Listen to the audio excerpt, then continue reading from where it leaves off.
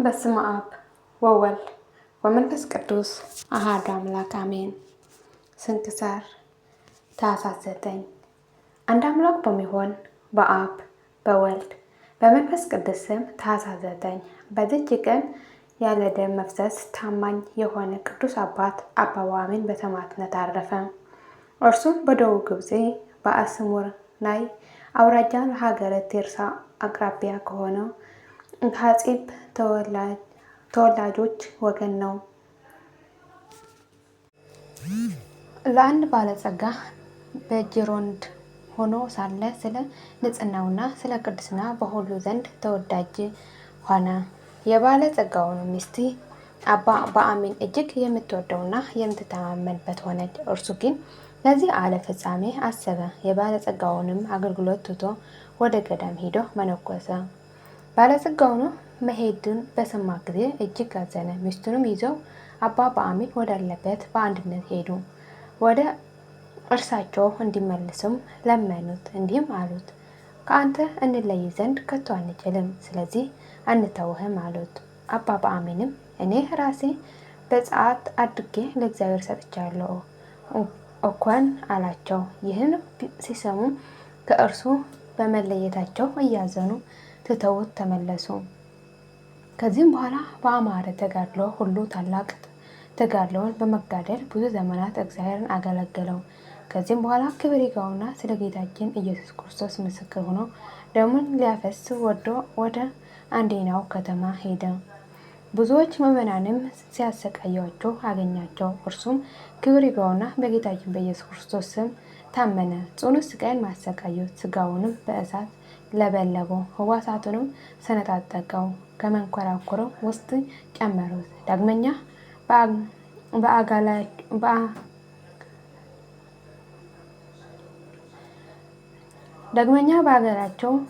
በአጋላቸው የብረት ዘንጎች አቃጠሉት። በዚህም ሁሉ ጸና ክብር ይግባውና ጌታችን ኢየሱስ ክርስቶስ ያለ ጉዳት በጤና ያስነሳው ነበር። እንዲህም እየተሰቃየ ሳለ ጣዖት የሚያመልክበት ወራት አለፈና ጽድቅ ቆስጠንጢኖስ ነገሰ። ክብር ይግባውና በጌታችን በኢየሱስ ክርስቶስ ስም ዲዮቅልጥያኖስ ያሰራቸውን እስረኞች ሁሉ እንዲፈቷቸው አዘዘ። ጌታችንን ለአባ በአሜን ተገለጠና ከሰማዕታት ጋር እንደቆጠረው አስረዳው። ንጹሕ ቆስጠንጢኖስም ከእርሳቸው ቡራኬ ሊቀበል ሽቶ ከውስጣቸው 72 እስረኞችን ወደ እርሱ ያመጡ ዘንድ አዘዘ። አባ ኖብ ከእርሳቸው ጋር በዚያ ነበረ። ከእርሳቸውም አንዱ ይህ አባ በአሜን ነው። ከዚህም በኋላ ከእስልምና ውጭ በሆነች ገዳም የሚኖር ሆነ። ጌታችን ታላቅ ጸጋ ሰጥቶት በሽተኞቹ ሁሉ የሚፈውሳቸው ሆነ። ዜናውንም በቦታው ሁሉ ተሰማ። በዚያም ወራት የሮሙ ንጉሥ ሚስት የሆነች አንዲት ንግሥት ነበረች። እርሷም ከእርሷ ጋር ስለሚኖር የወንጌላዊ ዮሐንስ ራእይ መጽሐፍ ሁልጊዜ የሚፈራ ስለ አንድ ዲያቆን እጅግ የታመመች ናት።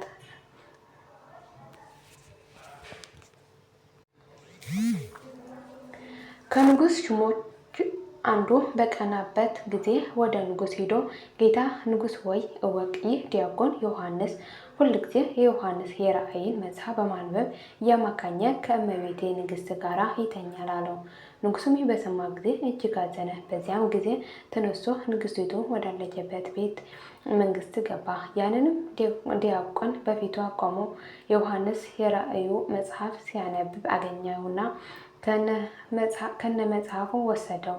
ዲያቆኑ ከባህር እንዲያሰጥሙት አዘዘ። 2 ሰዎችንም በታናሽ ጀልባ ጭነው ወስደው ከባህር መካከል ወረወሩት። ወዲያውኑ ብርሃን የለበሰ ሰው ከሰማይ ወርዶ ያ ዲያቆን ከመጽሐፉ ጋር ነጥቆ ወስዶ ከአንዲት ደሴት ላይ አኖረው። እነዚያ 2 ሰዎች ሲያዩ ነበር። እጅግም እያደነቁ ተመለሱ። ያዩትንም ለንጉሥ አልነገሩትም። ንግስቲቱ በዲያቆኑ ላይ የተደረገውን ባየች ጊዜ እጅግ አዘነች። በእርሷ ደዌ ጸናባት፣ ሆዷንም ቆስሎ 15 ዓመት ኖረች። ወደ እርሷ ብዙ ጥበበኞች ባለመድኃኒቶች መጥተው ነበር፣ ግን ሊፈውሷት አልቻሉም። አንድ አዋቂ ሰውም እንዲህ ብሎ መከራት፣ በግብፅ ሀገር ወደሚኖረው ቅዱሳን ብትሄጂ ከደዌሽ ብትፈወሺ ነበር። በዚያን ጊዜ ተነሳች። ከእርሱም ጋር ብዙ ሰራዊት አለ። ወደ ግብፅ ሀገርም ደርሳ ገዳማቱንና አብያተ ክርስቲያናትን ሁሉ ዞረች፣ ግን አልዳነችም። ወደ አንደኛው ከተማ በደረሰች ጊዜ ስለ መምጣቷ የሀገሩ መኳንንት አደነቁ። እርሷንም ችግሯን ሁሉ ነገረቻቸው። እነርሱ ወደ ቅዱስ አባ ጳውሜን እንድትሄድ መከሯት። በመርከብም ተሳፍራ ወዲያውኑ ቅዱስ አባ ጳውሜን ወዳለበት ገዳም ደረሰች። እነሆ ንግስት ወደ አንተ መጥታለች፣ ከአንተም ልትባረክ ትሻለች ብለው ነገሩት። እርሱም ከምድር ንግስት ጋር ምን አለኝ ብሎ መውጣት እምቢ አለ። መነኮሳትም ወደ እርሷ እንዲመጣ አጽንተው ለመኑትና ወጣ። ባየችውን ጊዜ ከእግሩ በታች ወድቃ ሰገደች። ለእርሱም በዘይት ላይ ጸልዮ ቀባት። በዚያም ጊዜ ዳነች። ቅዱስ አባ ጳውሜንም ንጉሥ ከባህር ባሰጠመው በዚያ ዲያቆን ምክንያት ይህ ሁሉ እንደደረሰብሽ እወቂ። እርሱ ግን በአንዲት ደሴት ውስጥ በሕይወት ይኖራል። የአቡ ቀለምሲስ ዮሐንስ የራእይ መጽሐፍም ከእርሱ ጋር አለ አላት። ንጉሥቲቱም ሰምታ እጅግ አደነቀች፣ ደስ አላትም። ስለዚያም ዲያቆን በሕይወት መኖሩ እርሷም ፈውስ ስለማግኘቷ ለቅዱስ አባ ጳውሜን እጅ መንሻ ብዙ ገንዘብ አቀረበችለት። ከነዋየ ቅዱሳት በቀር ምን ገንዘብ አልተቀበለም። ከዚህም በኋላ እግዚአብሔር እያመሰገነች ወደ ሮሜ ሀገር ተመለሰች። በእርሷ ላይ የሆነውን ሁሉ ወደ ባህር አሰጠሙት። ስለዚያ ዲያቆን እርሱም እስከ ዛሬ በአንዲት ደሴት ውስጥ በሕይወት እንዳለ ለንጉሥ ነገረችው። ንጉሥም ይህ ነገር ሰምቶ እጅግ አደነቀ። ይፈልጉትም ዘንድ መልእክተኞችን ላከ። በደሴት ውስጥ በሕይወት አገኙት። መጽሐፍም ከእርሱ ጋር አለ። ተመልሰው ለንጉሥ ነገሩት። ሁለተኛ ወደ እርሱ እንዲመጣ እየማለደ ላከ። ከመልእክተኛው ጋር ወደ ንጉሥ መጣ። ንጉሥም ባየው ጊዜ ታላቅ ደስታ አደረገ። ከእግሩ በታች ወድቆ በአንተ ላይ ስላደረጉት በደል ይቅር በለኝ አለው። እርሱም በአንድነት በእግዚአብሔር ይቅር ይበለን አለ። ከዚህም በኋላ ያ ዲያቆን በሮሜ ሀገር ላይ ሊቀ ጵጵስና ተሾመ። ያን ዮሐንስ አቡ ቀለምሲስ የራእይ ተረጎመው። ቅዱስ አባ ጳውሜንም በቀንና በሌሊት ያለማቋረጥ የሚጋደል ሆነ። በአቅራቢያው አንድ ደግ ኤጲስቆጶስ ስዕለ አለ። በአንዲት የተማትንት ገዳም ከምዕመናን ጋር በዓልን ሲያደርግ አርዮሳውያንም ለራሳቸው ሐሰተኛ ኤጲስቆጶስ ይዘው ሕዝቡን የሚያስቱ ሆነው። የሀገሩ ኤጲስቆጶሳት ወደ አባ ጳውሜን መጥተው ስለ እዚህ ከሃዲያን የደረሰበትን ሐዘን ሁሉ ነገረው።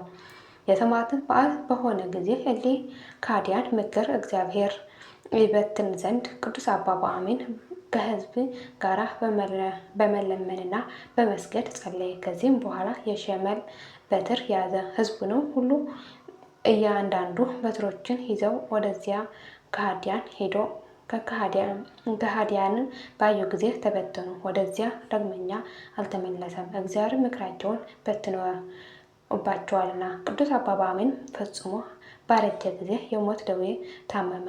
መነኮሳትንም ሁሉ ሰብስቦ ዕድሜ እንደቀረበ ነገራቸው፣ አጽናናቸው። እነርሱ ከእርሱ ስለ መለየታቸውንም አዘኑ። ከዚህም በኋላ በፈጣሪው እግዚአብሔር እጅ ነፍሱን ሰጠ። መነኮሳቱም እንደሚገባ እያመሰገኑና እየዘመሩ መልካም አገናነዝን ገነዘው። ስጋውን በእምነት ወደ እርሱ ለሚመጣ ሁሉም መጠጊያ ሆነ። ወይም በቀናች ሃይማኖት ጸንቶ ወደ ቤተ ክርስቲያን ሄዶ በስሙ ለሚለምን ሁሉ የለመነውን ይሆንለታል። ለእግዚአብሔር ምስጋና ይሁን። እኛንም በዚህ ጸሎት ይማረን፣ በረከቱን ከእኛ ጋር ትኖር ለዘላለሙ አሜን። ታኅሳስ 9 ቀን የሚከበር ዓመታዊ ቅዱሳን በዓላት፦ ቅዱስ አባ ጳውሜን ጻድቅና ሰማዕት፣ ቅድስት አርምያ፣ ቅዱስ ዘካርያስ። ወርኃዊ የቅዱሳን በዓላት 318 ሊቃውንት። አባ በርሱማ ሶርያዊ ለሶርያ መነኮሳት ሁሉ አባት፣ አቡነ እስትንፋሰ ክርስቶስ የብሔረ ብፁዓን ጻድቃን፣ አባ መልከ-ጼዴቅ ዘሚዳ፣ ቅዱስ ዞሲማስ ጻድቅ። የሁሉም ቅዱሳን በረከትና ረድኤት ምልጃና ጸሎታቸው ከመላ ሕዝበ ክርስቲያን ጋር ለዘላለሙ ጸንቶ ይኑር አሜን። አቡነ ዘበሰማያት ይትቀደስ ስምከ ትምጻእ መንግሥትከ ወይኩን ፈቃድከ በከመ በሰማይ ከማሁ በምድር ሲሳየነ ዘለለዕለትነ ሀበነ ዮም ህድግ ለነ አበሳነ ወጌጋየነ ከመ ንሕነኒ ንህድግ ለዘአበሰለነ ኢታብአነ እግዚኦ ውስተ መንሱት አላ አድኅነነ ወአድኅነነ እምኩሉ ክስ መዚአከ ይእቲ መንግሥት ኃይል ወስብሐት በሰላም ቅዱስ ገብርኤል መልአኩ እግዝእትየ ማርያም ሰላም ለኪ ድንግል በይናኪ ወድንግል በሥጋኪ እመ እግዚአብሔር ጸባኦት ሰላም ለኪ ቡርክት አንቲ እምአንስት ወቡሩክ ፍሬ ከርሥኪ ተፈሥሒ ፍሥሕት ወምልዕተ ጸጋ ዘእምስሌኪ ጸአል ወጸልም መርኅታነ ፍቅር ወልድኪ ኢየሱስ ክርስቶስ ከመ ይስረይ ኃጣውኢነ ለዓለመ ዓለም ለዘላለሙ አሜን።